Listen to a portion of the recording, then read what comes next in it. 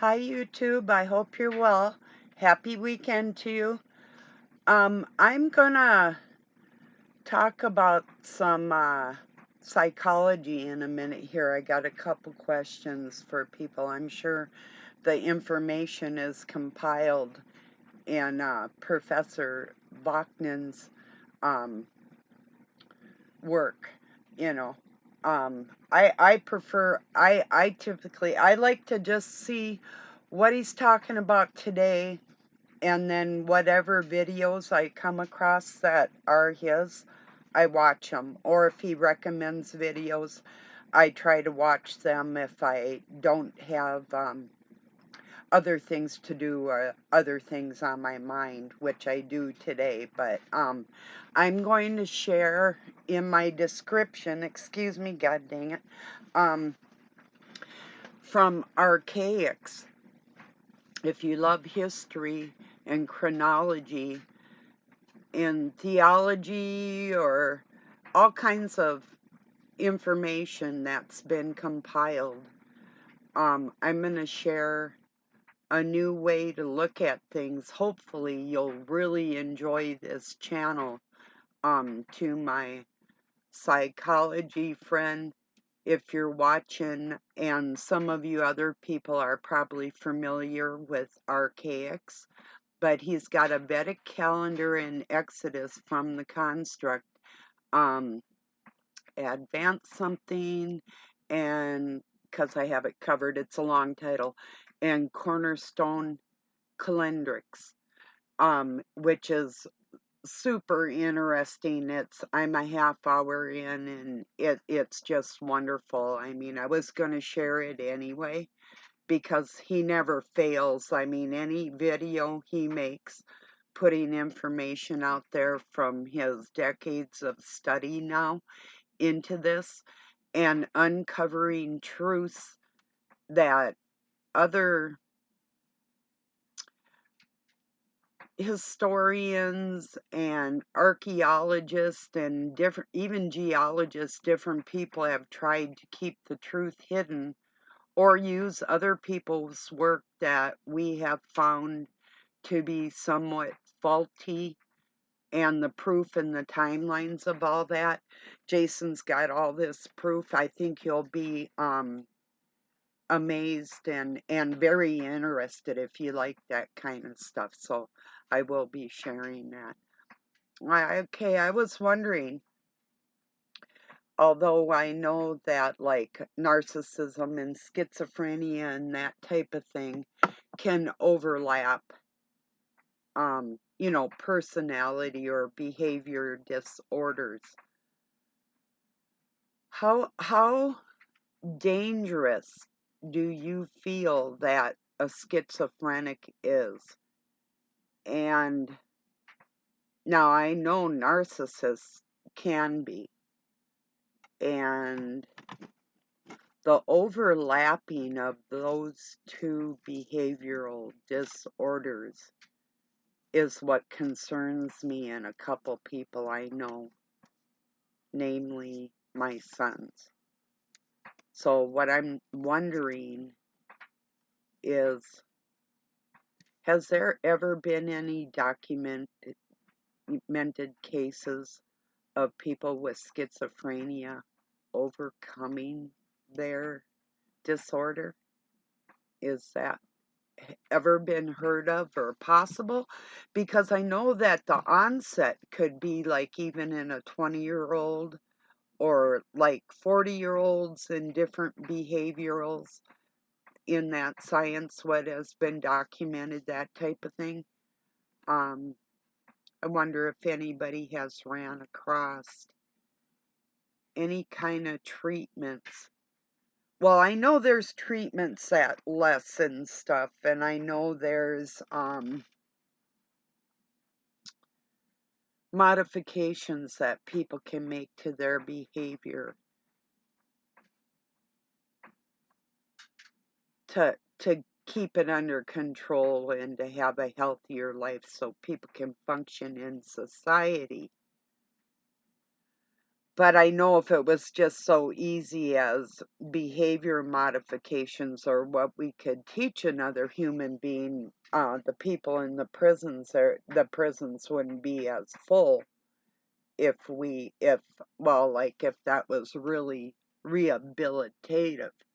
So, I don't know. I'm just thinking out loud here. Um, been up early, got some laundry and dishes done and my exercises, and cheers, everybody.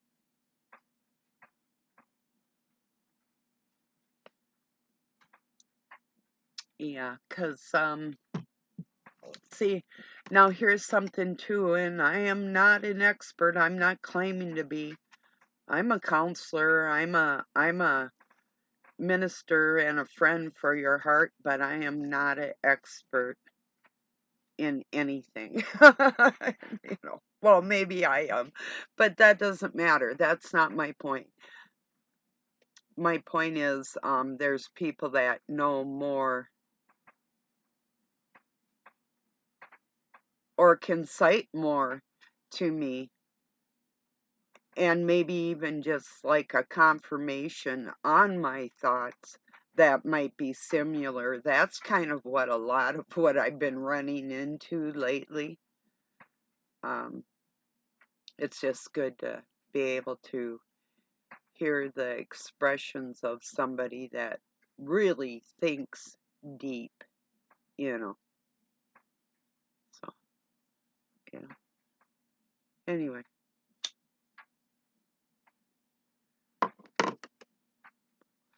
why I don't believe in schizophrenia.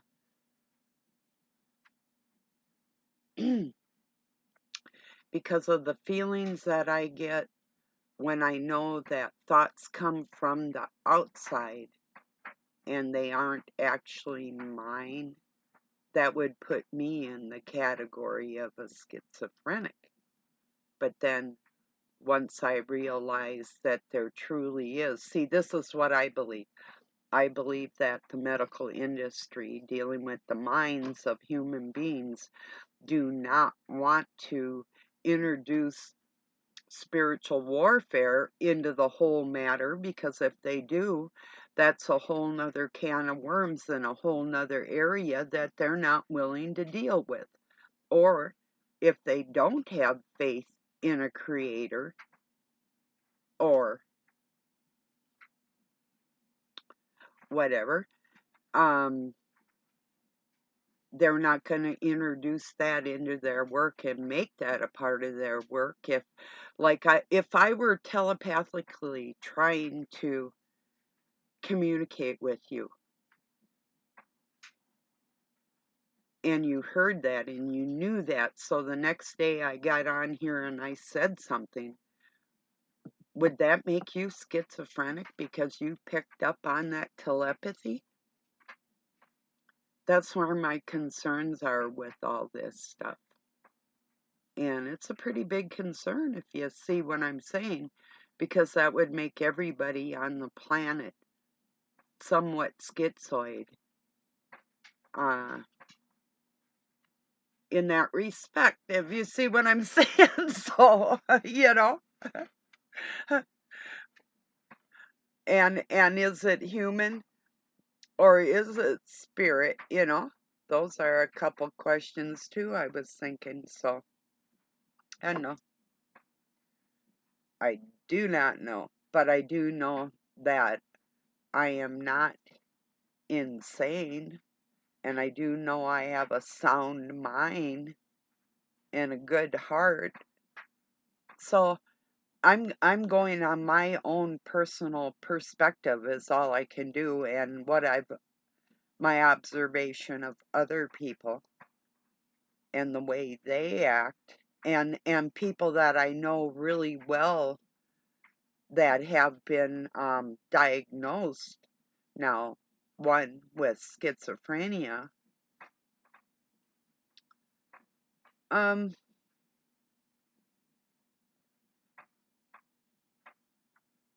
and then we have the introduction of like drug use and alcohol and whatever that does leave our senses more vulnerable to what I would consider spiritual warfare, you know, but maybe um maybe as we get older too, we get more adept to controlling those outside forces that could maybe encourage a little kid to do something stupid, you know, like the devil on one shoulder, angel on the other type of scenario. But when we get older, we are stronger combating those outside or inner voices. I don't know. Just thinking. But if you work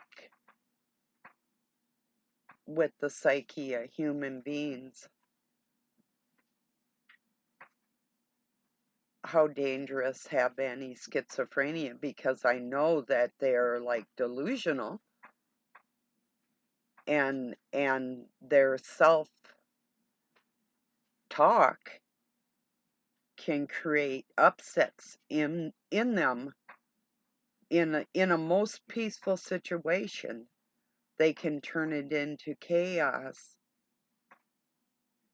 It seems like with their self-talk, instead of like if you're having a conversation with somebody and it's going along pretty well, but then something seems to come over people and then it's just not the same. Like those outside voices getting in there and destroying what could be, and at times seems to be, a normal human being, now seems to turn kind of animalistic or upset and violent, you know? I don't know. Or maybe even not so much violent, because, like, in particular, my son's not like, I mean, he can be and has been violent. Not so much with me. He's thought about it, but I see, this is why I don't know, because I am an expert martial artist and so are my sons. I didn't teach them. Their father took them to classes, but they're scared of me. Otherwise, I wonder what they would do if they were not afraid of that fact of me being that skilled, you know, because they've tried it more than once. So I'm wondering what part schizophrenia would play in all that if they did not have that fear factor. One, I believe, is more psychopic, my younger one, and my older one schizophrenic. And this is not, they were diagnosed with my oldest ADHD, similar to me, being somewhat hypertensive, and my youngest one being diagnosed with ADD, which I don't even buy so much, because these are kids that were the abuse and the retarded shit that they had been around. But then I had too when I was younger, and but it didn't affect me in the same way. I don't know. I don't know. See, this is why I don't know. That's why I'm asking, you know?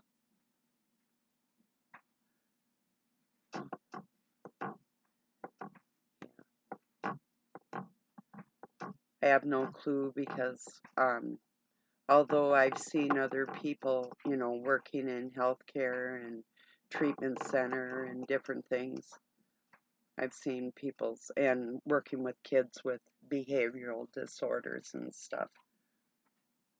So I've had the opportunity to observe other people and even get to know some of their personal situations, and I can only speculate how they became that way from the stories that I've heard, you know. And then I know my sons before the onset of drugs and alcohol in their life also, and the self control that they had. Yeah, they lacked impulse control in a certain respect. And I did when I was a kid, and to me, I wonder, of course, kids are going to do stupid things. I'll give you a scenario. I was jumping off this hill. I lived on next to some land where my grandfather had land, and he'd let the city come and dump clean fill in there, and then it would be bulldozed over, and they were filling up a swamp. I was jumping off this hill, and I jumped right onto a board with a 16-penny nail in it, and it impaled my foot like Christ. So, and that's what I was saying when it happened too. I had to take my friend, she just freaked out. She almost passed out. She was so freaked out. I had the board on my foot, and then I had to put my foot back down, and I took my other foot and I had to pull that and take my hand and pull my foot off that nail. And then, of course, it was bleeding and all that. And I wasn't far from my house. I've had a lot of freaky things happen to me. This is just one of them. But I'm talking about impulse. I was impulsive. I mean, I saw the boards down there. I might have even saw the nails, and I thought I could clear it. Now, being a little bit older, I'm not as impulsive. I would see those boards and those nails, and I'd probably go jump somewhere else because I'm not as impulsive as I used to be, you know. But it seems to me that people with behavioral disorders lack impulse control, that I seem to have gotten under control, like I would say by the time I was 17, 18, I was doing pretty good, but before that, well, I mean, about 13 on up, I was doing pretty good. The age of 12, I mean, there was one time where my mom was in danger from my dad, and I thought about battling him. I did grab his arm. He was going to smack her with a cast iron pan, had it above her head, and I just told him that what I was considering doing to him if he ever touched my mom again. And that kind of, so I did have self-control, and it wasn't out of fear. Um, so I think that's probably about when I actually started gathering more self-control in my life. Maybe that incident just in itself helped me. I don't know. But I'm just wondering on their impulse control and the overlapping of certain disorders and what other people have seen through their studies and their clinical, their clients and whatever, if there's anything a little deeper that you've observed that, any clue. I guess I don't have any clues. I'm just thinking on ways how can I help my kids. How can I help other people that are struggling too in that area? You know, I found, see, how can somebody that's narcissistic or says they're narcissistic, see, because I do know, like, here's a, for instance, yesterday I said, well, I could die tomorrow. We were talking about doing some different kinds of work around here. And Doug was explaining how much things he had to do. And I'm like, well, like, I said something like I could die tomorrow. And he came back and said, I mean, it was just cold the way he said it. He's like, I could die tomorrow. And then he went on to something else. But I don't know why I should have expected it, you know, but so how can somebody with narcissism have so much control over themselves in certain situations, but in other situations they don't? You know, this is, it shouldn't be mind-boggling to me, but you know, makes me wonder. I'll tell you what I wonder in a minute. I'll leave you hanging for a second.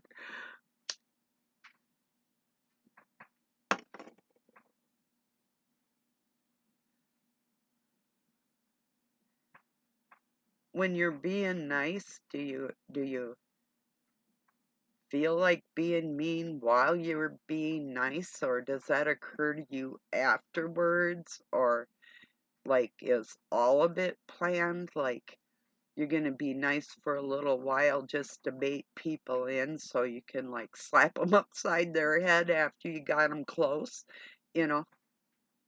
Because that's been my experience with narcissists. It's really hard to talk to a narcissist that has 190 IQ and knows a lot about the workings of the human mind, and try and carry on, from my point of view, uh, also highly intelligent conversation, not being a narcissist and not planning things ahead of time that are going to damage another human being, you know. So I'm just wondering where people's heads are at, that's all. You know, it's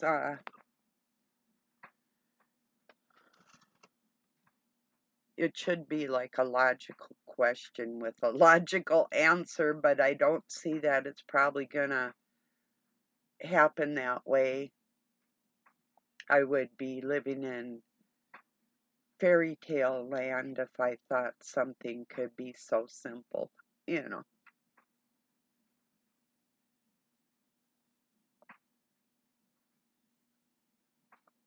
I don't think my goodness is wasted on people. I mean, even if they have plans to try and crucify me, in the long run, I still believe there's something that I'll put in there in your mind that will reach a certain spot in a conscious area that you appear not to have, with like lacking compassion or those types of things that true narcissists have. So, kind of like talking to myself and just knowing that when I'm through talking, even if I was a good little girl, mommy's gonna send me to my room with a spanking because I was good. That's what dealing with a narcissist is to me. That's what it feels like. You know, it's like no matter what.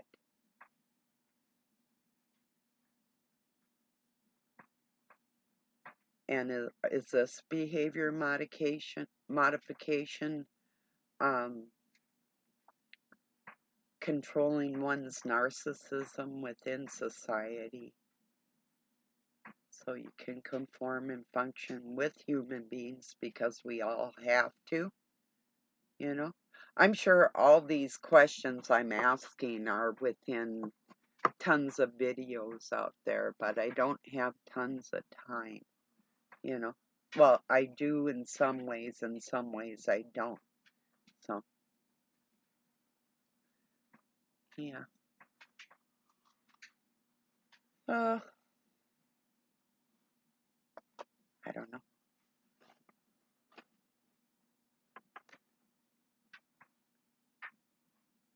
Excuse me. Yeah, I don't know.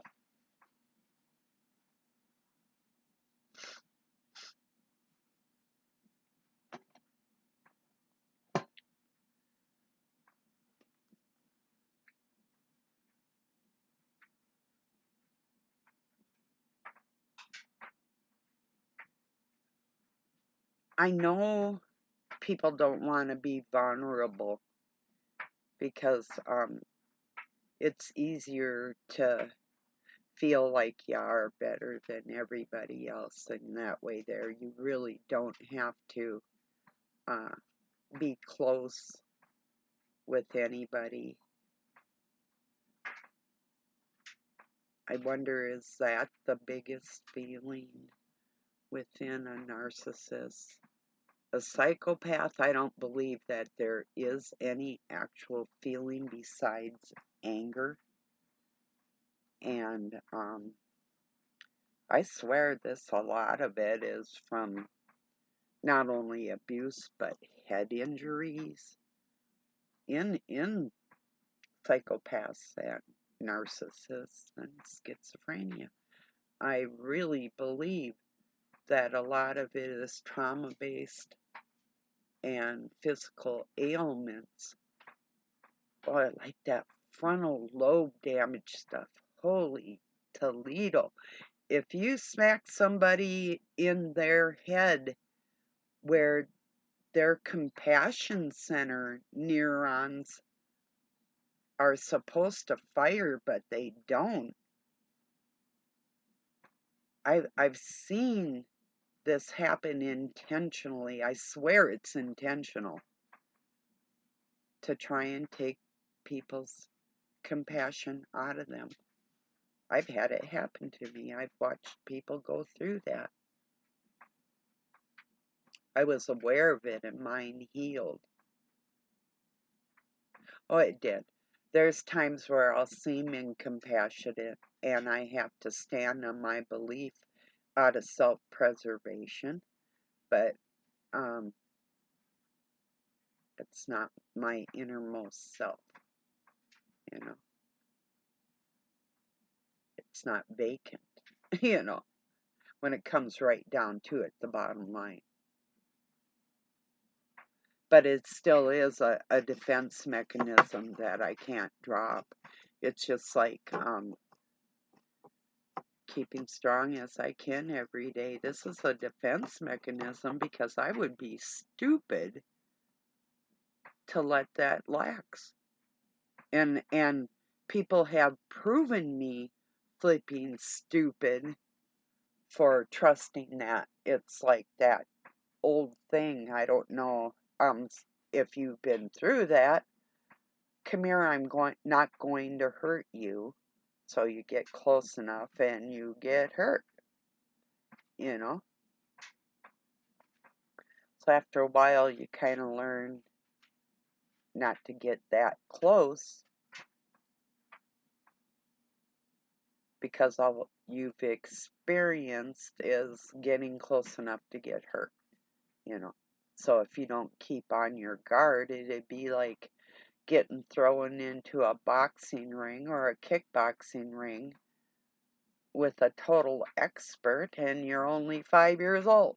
That's the same equivalent as walking up to somebody you trust and getting hurt, you know?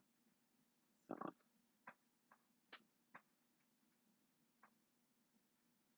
And only people that I love and trust can get that close to me. So that's my dilemma, you know. And I don't just want to say, hey, I can't trust you, and I don't. And you're never gonna be anything more, and this is why I have to stand on my convictions and whatnot. I don't want to be like that, but from what I've seen, it's kind of the bottom line with all that for me. So I don't know. I don't. I don't know if some of you have been through that. If you have like a brother or sister or parents or knew an aunt or uncle or somebody you work with, um, and you can't really work with these people because they're in their own world, and some of them can't even function as getting their own things done in life, let alone working as a team or doing anything constructive. And with those type of people around, I found it really hard to get my own things done, and I can't seem to find any ways to help calm them down enough where they can actually function in society, you know? That's that's my concerns. I'm trying to figure it out because I've been into psychology and psychiatry all my life, although I mean, yeah, I've taken my 101 and whatever, different and studied ever since I was a little kid. So I mean, isn't new to me, and wanting to help people overcome them type of things. That wasn't that's not something I just started either. It's been a lifelong journey, starting with my parents, and you know even my adopted brother. God, can you imagine not being a narcissist and living in a house of um, two full-blown narcissists and a codependent psychopath? Yeah, I'm not kidding either. Or borderline, whatever you would call them. Same difference. So yeah, it was a trip. And I was always looking for ways to help heal them. No, they wouldn't go to counseling with me either. I asked more than once, more for them than for myself, because I already had been going through different counsel with from running away and being put in group homes or whatever, Catholic girls' school, and we had like group therapy and professionals come in and all that. I call bullshit, but you know what I'm saying. Um, because 9 times out of 10, of course, I thought I was more intelligent. 9 times out of 10, I was. But even as a kid, come on, I'm not going to lower myself. That's how I feel, and that's exactly how it was anyway.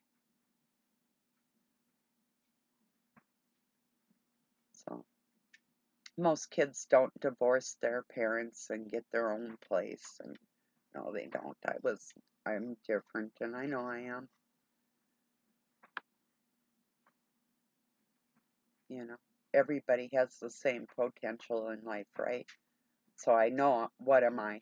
I'm just out here as a friend and a parent, and I'm trying to make some sense out of things that are going on in the world. See, these are my concerns because the world is becoming so psychotic, and they're trying to normalize it. They're even changing the definitions of what behaviors are to make it look like it isn't a disorder. And I've got professionals saying the same thing out here, and people don't understand the dangers of what is going on towards the future generations with all this, um, with them studying the mind and even how our neurons fire and everything else, which really, knowing that you can repair nerve endings and neurons and things can change and switch and everybody's different, there's no way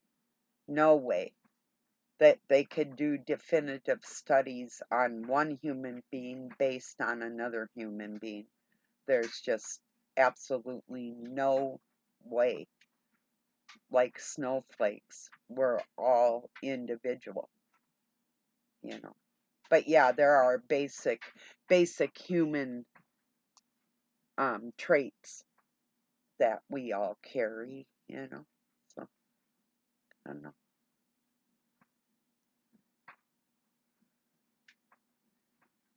So that's my dilemma. How much danger am I putting myself in, you know? I mean, I don't have the fear of straight up combat.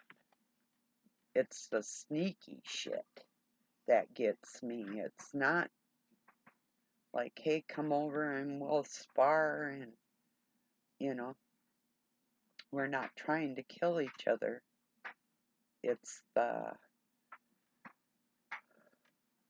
out of the blue putting hands on another person and the lack of impulse control with the thoughts, the self-serving thoughts of another human being trying to take control of a situation that either out of Machiavellianism, manipulation, or whatever, you know.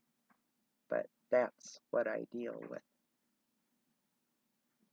See, like I say, I know people, even Doug would be brutal with me if he thought he could get away with it. I know it for a fact. I can see it in his eyes. There's times he just like to just rip my head off. But I would fight, and he knows it. There's a couple times he did some sneaky shit, like jumping on my ribs and smacking me one time, and yeah. And he did go to jail overnight. Um, and I've got it documented, so he's not going to probably do that again. Not that he doesn't want to, because I can see it in his eyes, you know. Especially when I do or say something intentionally terrible to counteract some of his bullshit ways. So yeah, it's, and no, I'm not borderline. I get to a point where I can't stand anymore. Takes about 2 or 3 months, usually about every few months. I've had enough, and it isn't just Doug, it's several people, and this is intentional, like gang, like a gang of people intentionally trying their best to try my patience, which I have the utmost up till that point, you know. And yeah, it's gotten way better too, but I mean, I've never been one to just fly off the handle for no reason, you know.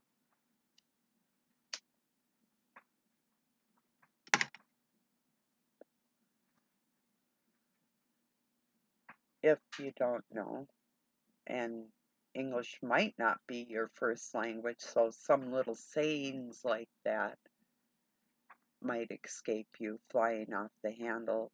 If, well, you probably do know, but it's like when you have a hammer or an axe and you've used it and it wears, and then the tool itself will have a tendency to loosen up and fly off the handle, and that can get you killed, you know. That's where that saying, flying off the handle, comes in.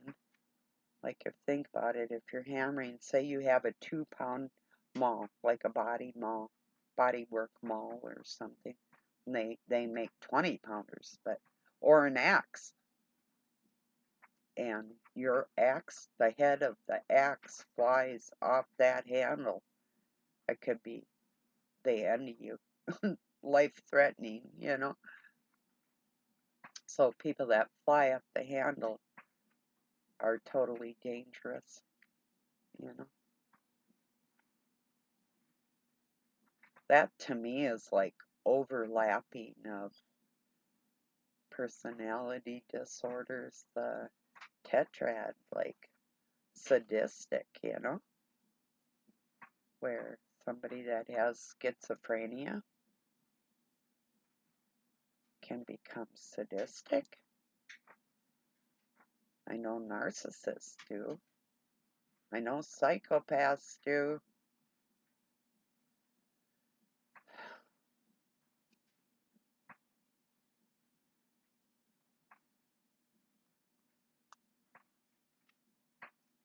Oh, when I was a kid, I had a lot of learned behaviors that I unlearned.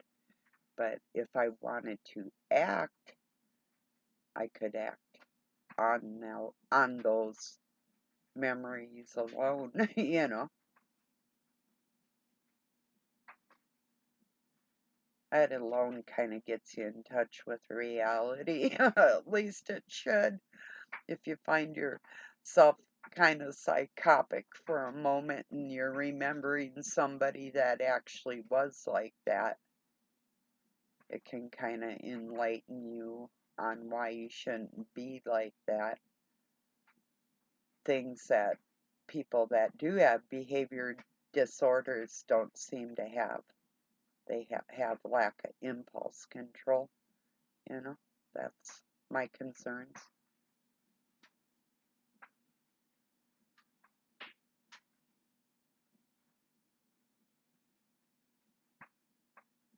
Wonder how many people would be brutal and violent on this. Yeah, vital. Violent on this planet if there weren't any rules and regulations to keep them under control. I bet there'd be a whole lot more violence if there were no laws, because people don't seem to be able to control themselves in a lot of areas, you know.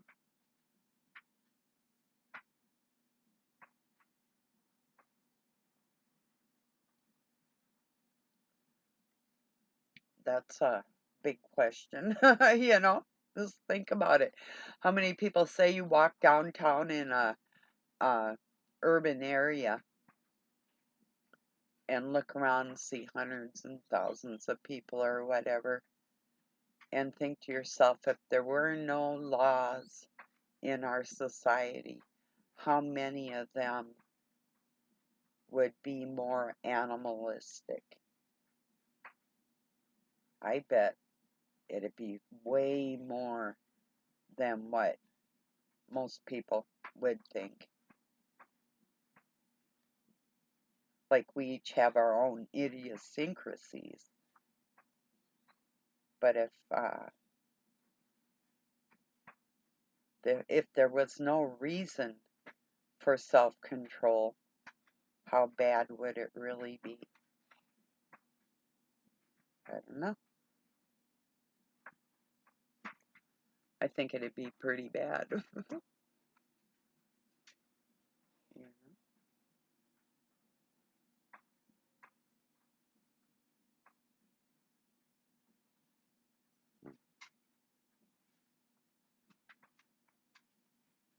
I don't know. I know everybody has their good points and their bad points. Maybe except for psychopaths or sadists. Narcissists. How many narcissists are sadists? That they keep that under control because of society.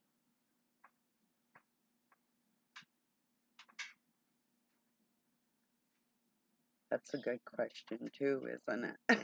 You know.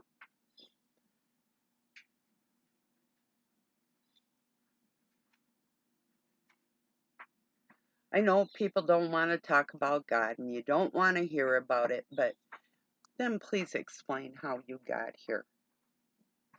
End of story. If whatever we call creation, you know,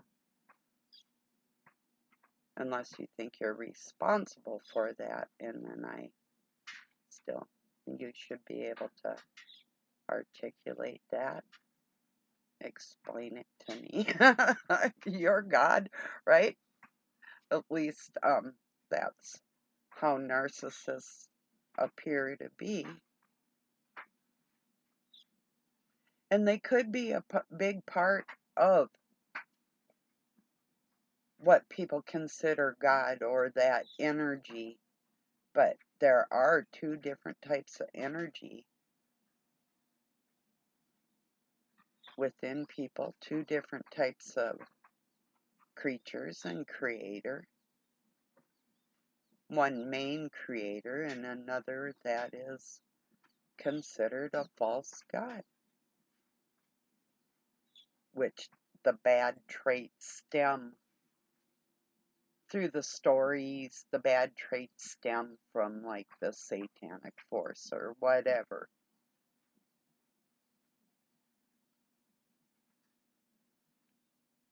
So a lot of people think there would be no good if there was no bad.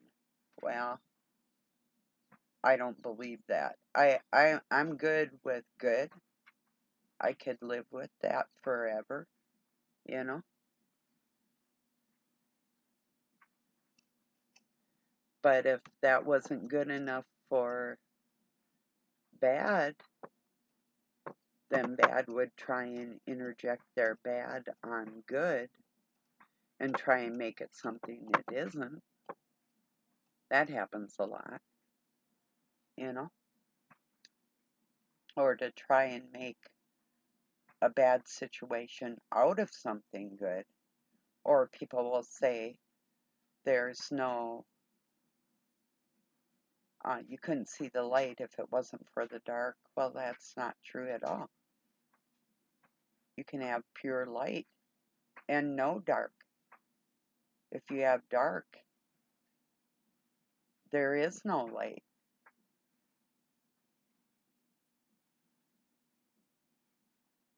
Just thinking out loud. And it's the same with energy. Some people say you can't have like a battery with the negative and the positive ends. Yeah, but we're all forgetting about the ground wire. That's all you need. It's like a jolt of lightning. It's a direct energy current. That's all you need. It's like a Tesla coil or a generator. Once you get it going, once that spark, you don't need the negative. You just need the direct current. So all these misnomers, like you can't have one without the other, I just disproved three of them. Three major misnomers that are being taught out there as a reality. No, it's not.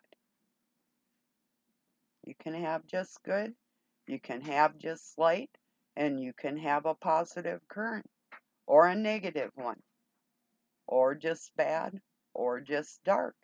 You don't have to have one to have the other. It's like you can have love and hate, or you could have just hate, or you could have just love. And yeah, you can mix them too. But it doesn't mean that one won't exist without the other, or you won't be able to see one without knowing of the other.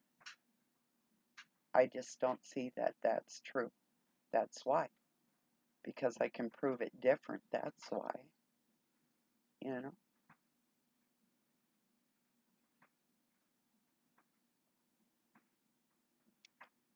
Like usual, just thinking out loud. I know I've said them before, but, you know, it's true.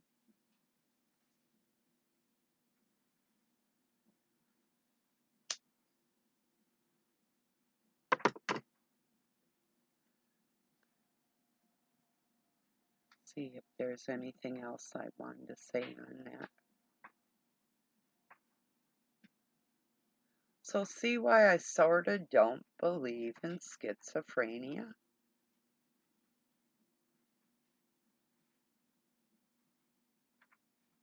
People are afraid to say, okay, you don't want to talk about God, but you aren't going to talk about the outside forces and accepting that as an inner voice.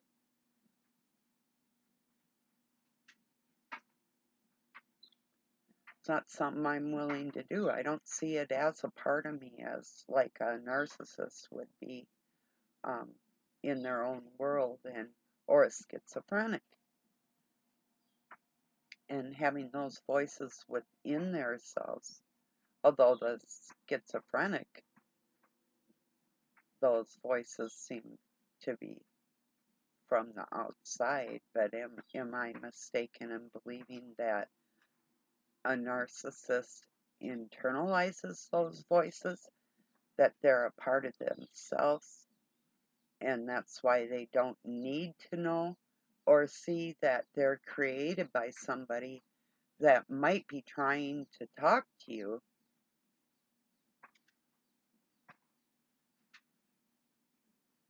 Going into the inside of you from the outside or through your blood in that telepathic manner that isn't really um, a disorder at all. You see where I'm coming from with that? I don't know. Just speculating. I don't know. I don't think any of us can really prove anything, but it is really cool to be able to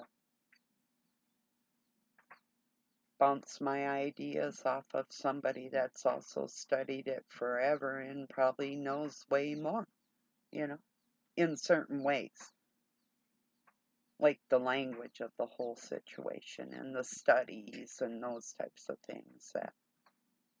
That's not my specialty, you know. Or I believe it is in a certain way that I can't put into words as eloquently, you know.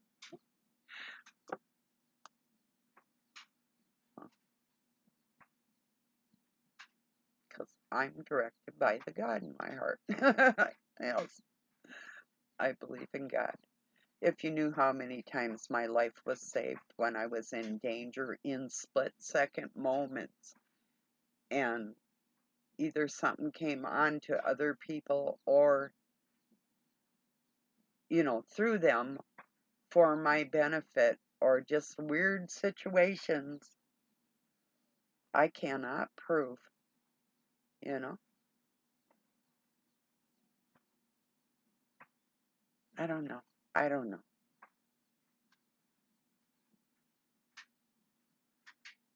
I like the way Jason from Archaics calls our creator the oversoul. That's a nice way of putting it for any faith or non-faith, you know, unless somebody thinks they are the oversoul. I might have a problem with that. I don't know. Might depend on who you are and um, what you're saying and why you're saying it, that type of thing. So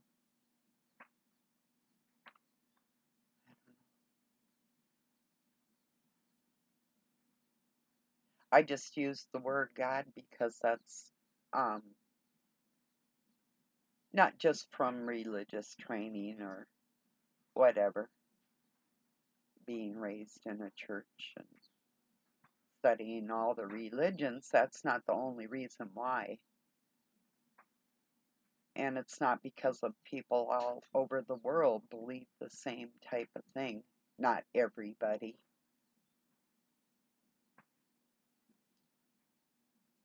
I like, well, I don't know.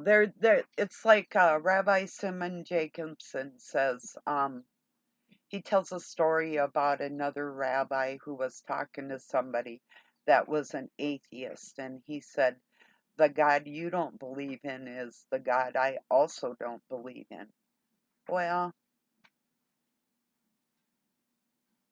that really doesn't prove anything either, if you see what I'm saying. It seems nice.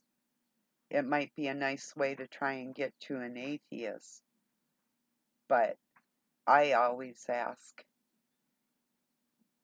then who made you? Who made the first raindrop? Science is so spectacular, and they can create osmosis. They can do something with something that's already here, a material that's already in existence, but they cannot create something without God's material that already exists.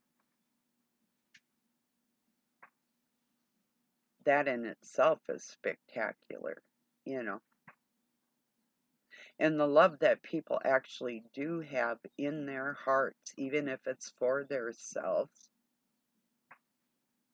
I believe one side or the other, it all came from something. And there's a reason for it all. You know?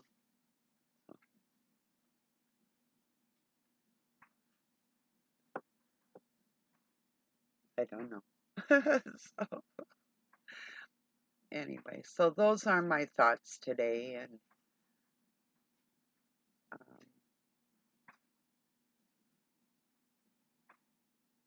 I don't know. It would be cool if we could write some kind of a handbook and a guide, like people believe, like, say, the Torah or the Bible or whatever. Those scriptures are like a blueprint for life, you know. But it doesn't really dive in. I mean, yeah, there's a lot of psychology in the scriptures. That's, what it is the human psyche and stories that have been passed on. And some of them to help people or to calm people, or some of that doesn't always calm me.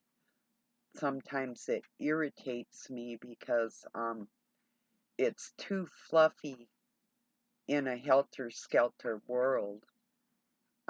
It doesn't capture my attention for the trauma that has been portrayed. If you see where I'm coming from with that, and I think some of you might have just felt what I'm saying. It's if it leaves you with an empty feeling, it's like watching a video, and you might even like the person, but if it leaves you with an empty feeling when you're done watching it, what'd you actually get out of it? You might have got out of understanding where another human being is coming from, but the substance of it, what was taught or learned through that video, you know, might leave something lacking. And that's how I feel with a lot of what has been written and twisted. And that's the reason why it is twisted, to leave people with that empty feeling. Now, see, I know if I ask a question, and I see this as the Christ Spirit working through people, and even telepathy, that I could think something, and then somebody that I know will make a video on just what I was thinking. That's how I see that connection, that human connection, whatever words we put on that, you know. It's just that with computers and getting to know people online has made it easier for us to communicate beyond, I mean, not only with telepathy and language, but sight, you know, the audio and the video and the telepathy gives it like a three-tier thing. But I think there's a fourth in there with that spiritual thing that isn't being addressed, that is a part of the psyche of human beings. that's being entirely left out of the psychiatric community, most of them would prefer not to introduce that into their work because that would leave out a whole demographic of people that don't believe in God. And then who could you study if you weren't studying the minds of those that don't have that faith? That would leave out, what, a third of the world? You know? So who's that third of the world? You know, who am I talking to? You know? Anyway,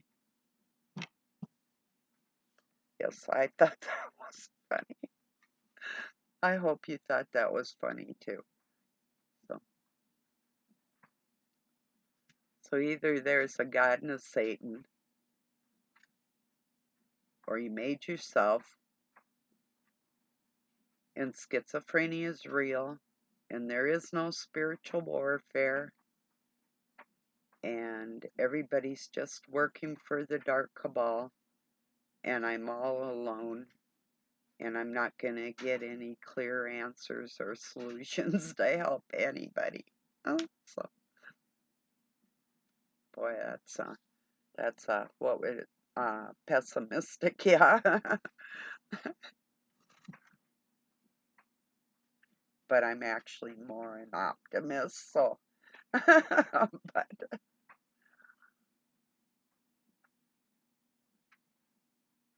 I fluctuate. It's just like with everything. I don't know how everybody can be just so down pat with any behavioral disorders when we all fluctuate. But maybe we all don't. Maybe that's in my mind. Wishful thinking. No, I can't repair a narcissist. But they're so tricky because they can be so nice. But it's never really nice, is it? It's always something. I've learned that it's always something. I want to believe that there's niceness, that it's not always just self-serving. But and yet people do play off of each other and learn from each other and those types of things. So I don't know. So that's what's on my mind today, people. I'm glad you joined me. I hope your weekend is the rest of what's left. Or, yeah, it's like Sunday over there, way over there. Um, or you could be Saturday evening in some areas. Anyway, I hope the rest of your weekend is wonderful and the week ahead is happy and productive for everybody. So, thanks again. Peace and love from Pine City, Minnesota, USA. Have a good night or day wherever you're at.